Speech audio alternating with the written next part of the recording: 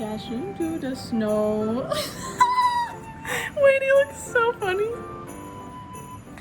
Oh! Get the way.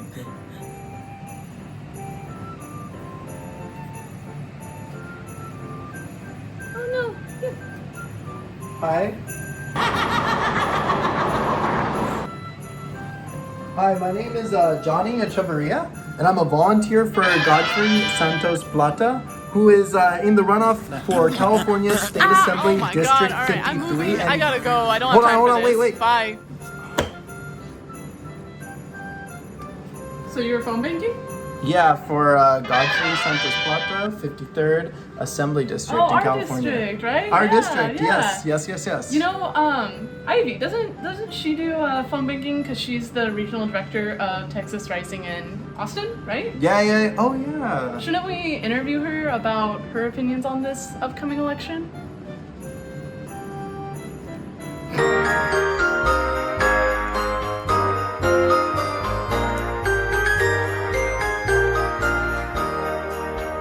On the first day of voting, My country sent to me a pandemic and a quarantine. On the second day of voting, my country sent to me police brutality, a a pandemic and a quarantine. on the third day of voting, My country sent to me a check of 1,200. There we go. Perfect. Okay, so here we are with Ivy, who is the regional coordinator for Texas Rising, and she's in Austin, Texas. And my first question really to you is, since you're in Texas, I know there's a lot of talk about a blue wave that's coming, but I wanted to get sort of your insight onto that. Like, what do you see on the ground? What's going on with people in that community there? Well, I would say I'm still getting to know Texas a lot, and I've only been here for a year or so I can't really say how long this kind of blue wave has been going, but it feels like there's a lot of energy and momentum to feel like this is the moment for Texas to turn at least more purple and maybe blue. Because definitely I think there's a lot of energy and a lot of hope that we can even flip the Texas House blue, because I think it's only 8 seats away from actually being a majority Democrat House, which changes a lot of things for local politics and statewide politics if Texas can do that. And I think also, I know at least from Texas Rising and all the kind of conversations we've had, like young people are turning out more than ever, and they're helping to also make Texas more blue because they're young people who come from diverse backgrounds, and they do tend to have more progressive values. And also, I think the young people know like the government has not been doing much to help them, right? And so they want to see better change and more change for their communities. So I hope there's a lot more energy, and I think we've seen a lot more young people already turn out and vote early this election so far. Yeah. But yeah, hi guys. Nice to see you both. Yeah, I know. Good to see you. Good to see you too. I know Johnny jumped right into it. Yeah, I was like, oh, is he gonna say how you doing or something like that? And then just No, jump right in. I'm like, okay, getting down to business. Yeah, seriously. Yeah. Well, you mentioned Texas Rising, and I'm just curious, like, if you could elaborate more on what on the work that you do in Texas Rising. Yeah, of course. So I am, as you said, the regional field coordinator for Austin, Central Texas, actually. So I help to oversee a few what we call chapters. So there's student organizations based on college and universities across Texas, and I help to oversee 5. I'm not only in like Austin for sure, but also there's Waco, Texas, Baylor University, Texas A&M, UT Austin, St. Edward's, Houston Hills. Those are all universities you probably never heard of, but I think it shows like the at least the spread, not only that I have of different universities and campuses I'm at. And then of course, we're not only in Central Texas, we're also in the Rio Grande Valley to also El Paso, Dallas, Houston, all the major cities in Texas.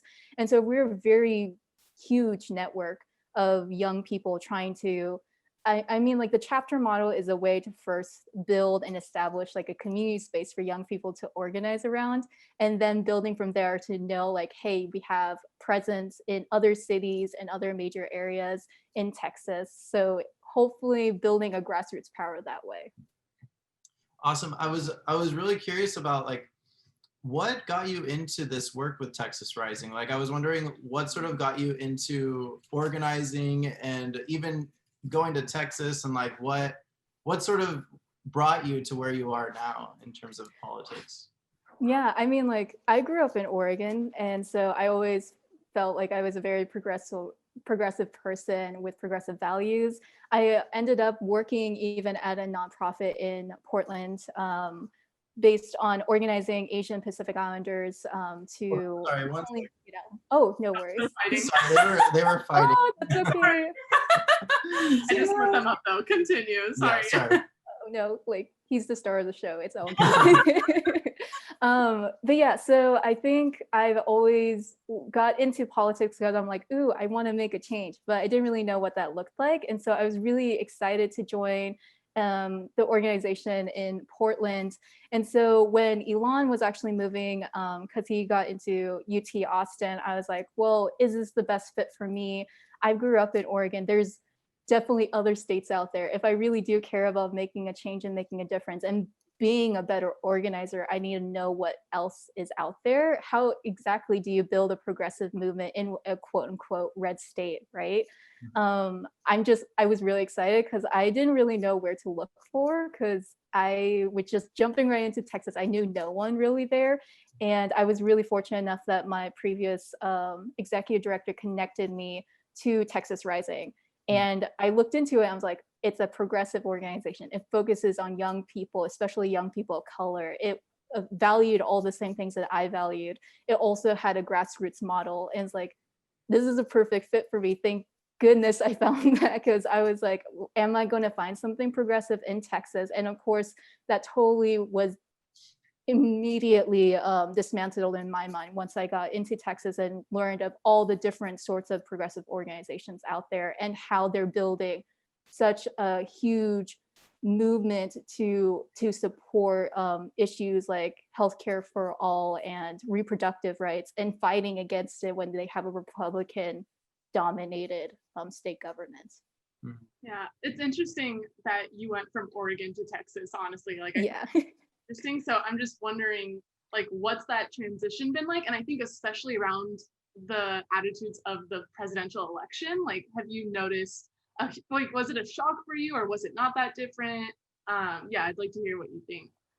I think it was, I think a lot of unknown. So I was, to be honest, scared, because I'm like, who am I going to really connect with? Who am I going to really find a community with? Will people share the same values as me? And then I was lucky that I landed such a great job, and to also work with incredible students who care about the same things as me, but also literally are so passionate about it. And also like they're the ones who take initiative and take like, they tell me what to do, basically, is how I feel.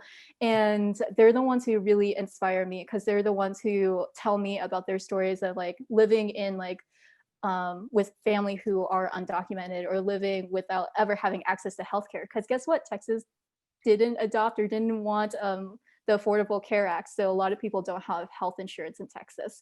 To also not having access to reproductive rights, to like, there's no sex education almost in the majority of Texas schools.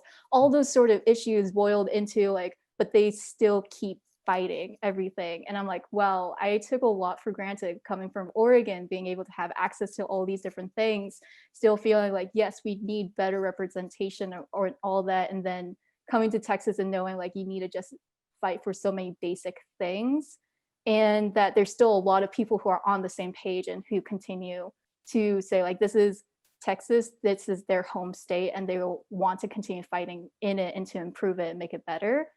And so I think it was at first like a shock, but then I think I got very comfortable very quickly because of the amazing students I work with. Yeah. This is gonna be a super obvious question, but I feel like ask it, but who are you voting for in the presidential election? I mean, Biden for sure. I think that's really important for Texas, at least. Because like this is like the opportunity for Texas to flip blue, even potentially for the presidential election. But I would say like, it's probably not going to happen for at least the president.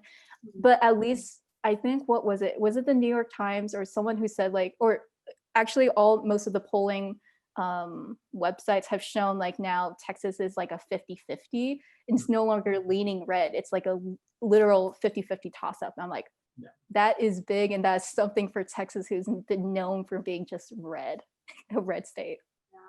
Yeah. And Sorry. yeah. So No, I was just thinking like it's seriously important for at least me and then other people to vote at least for Biden, to at least just be like, hey, this can be and is a blue state. Yeah. I was actually really wondering, because you do text banking, phone banking, I assume for the presidential candidates as well, right? No, actually, we don't do the national. So Texas Rising is only like a statewide organization, and it's not like it does have actually an endorsement arm. So like I don't know if you know like nonprofit codes of like C3 versus C4 PAC, all that stuff. No, don't worry about it. But basically, through my organization, we're also able to do candidate endorsements and text banks on behalf of local candidates. And so we've not only done U.S. congressional races, we've also done for state house seats, because we know there's some that we actually helped flip to be blue, while others we actually want to like protect and maintain as blue seats. And so we're doing a lot of work to help get people to vote for these progressive candidates that Texas Rising Action has endorsed. We don't do Biden because that is a national one, but I think it just shows by us like contacting, because I think at this point we've actually attempted to contact and texted 2 million numbers of young people, so people under 30. That does something to hopefully get more people out to vote. And I know it's not only just Texas Rising, there's other organizations like us. Like there's one that's focused on young Latinx called Jolt. There's also Move Texas, which also focuses on young people's power as well. So there's several organizations right now doing the same work, constantly bombarding young people, texting and calling them. Who are some of the progressive candidates that are that you're phone banking and canvassing for? Yeah, so I would say I have to remember there's a few that are very, very important that we've been actually looking at a lot, that's statewide, called railroad commissioners. Railroad is actually a state, I think, yeah, is it statewide? Okay, this shows how little I still need to know more about Texas politics, but at least I know about this. So railroad commissioner, which is something you've never probably heard of in other states, right? It's actually a commissioner seat that aren't in charge of railroads, really. They're in charge of regulating oil and gas. And one of those seats is up. And of course, we want to get a person who actually believes in climate change and wants to also implement clean energy initiatives and also to regulate the oil and gas industries in Texas. So that's one. And we're supporting Krista Castaneda. Yes. And then I think also, so some of the other ones that I'm based in, I know in College Station, which is like where Texas A&M, which is also seen as a red district called Brazos County, we're helping to support this one candidate named Janet Dudding, who is in support of when you talk to her, you just hear her talk about healthcare for all and expanding Medicaid, and also talking about like how she believes in climate change and wants to ensure we have clean energy jobs in Texas, to also access to reproductive rights, all the things, right, that we're supportive of. There's just so many. I think there's over like 150 Texas House seats that I can't possibly remember all of them, but at least I remember those because they've been just at the top of my mind, and I know my students have talked to me because they're so excited about it. So yeah. I was gonna ask, has this inspired you to potentially run at some point in the future for something? I don't know. I think from what I know of campaigns, it's so exhausting, and it's also the need to also raise money is also so difficult and draining on your physical and mental health that I don't really know if I would want to. At the same time, I'm always like the type of person who's like, I want to represent and empower other people. But I also don't like being in the spotlight. Like this, even doing this talk, I'm like, You're doing great. You're doing really good. yeah. Yeah. But would either of you want to run? I'm in the same boat as you, honestly. But I know with Johnny, like I'm always telling him he really should, because he's so good at instilling community and like connecting with people, which is something that takes a lot of it's not natural for me to do, you know. And for him, it's something he thrives on. So I always tell him he should for that reason. Yeah, we'll see. I don't know yet. I have no idea. But we are all young, so we have a lot of time to figure out what we're doing. I think I guess my last question is, like, what advice would you give to people who don't want to vote for Biden? Because I've talked to people, like I talked to someone yesterday who has his own YouTube channel. He has like 30K subscribers. He's an independent and he didn't vote for Biden, but he's in the Green Party. So obviously he voted for the Green Party candidate. He feels like there's no point because they're pretty much the same thing. And I know that they're really not. But what would you sort of tell people, I guess, in that situation? Oh my, okay. Because I also understand when you're in like a very blue state, it feels like, why does it even matter if I vote for Biden or not? But then I think about like, well, for my vote in Texas, that it's continuing to fight for like Democrats, and even then, like fighting to make sure Democrats actually push more towards progressive values and ensuring that they actually value the communities that they're supposed to represent. So it's hard to feel connected and feel like you have a lot of hope in a candidate if you don't fully believe in their platform.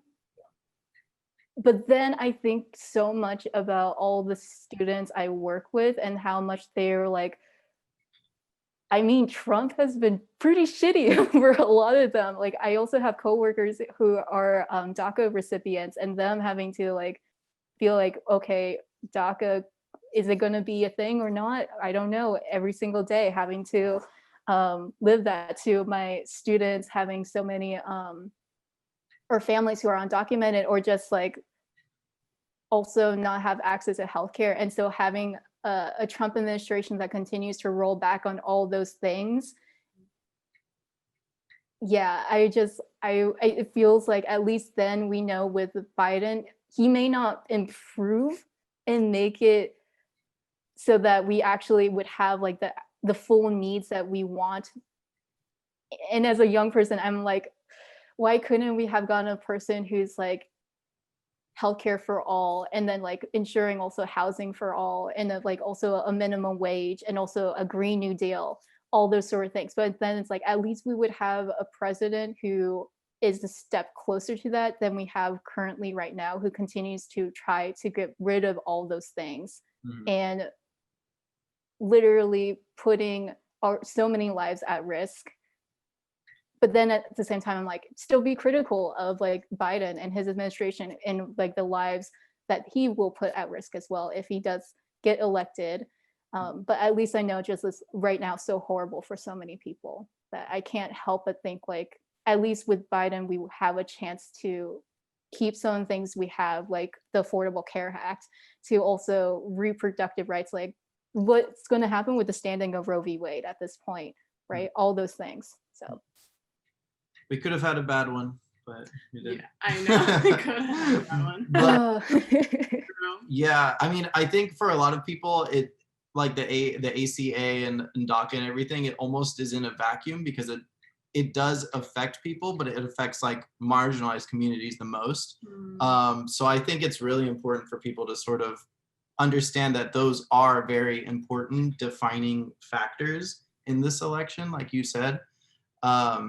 But yeah, we voted Biden. Yeah, I think the thing that got me to vote for Biden, because for a long time I was like one of those people that was super strong about not voting for him. But the thing that made me end up voting for him, along with what you've already said, Ivy, is that he has kind of shown that he will pass somewhat progressive policies. Like he's talked about canceling $10,000 of student debt and allowing students from family incomes of $125,000 and less for free public college. So to me, that shows, okay, at least he's listening to some progressive policies. So that's what convinced me that, okay, we're more likely to pass progressive policies through him than Trump. Through Trump, who like brags about deporting people on his website, whereas on Biden's website, it's a clear difference that he supports DACA. So anyways, thank you, Ivy. Yeah, of course. Yeah. And I think it's also just like by us young people actually voting and the power of our vote and coming out in numbers should then show like, hey, you should take us seriously and you should also represent what we believe in. And if you don't, then we're going to vote you out. Plain and simple, right? And that we are going to be able to vote you out if you don't, because we have the voting power. That's a really good point too. Anyways, thank you, Ivy, for coming on. We really appreciate you and all the work that we're doing. We're inspired by you. But thank you. Anyways, take care. Thanks.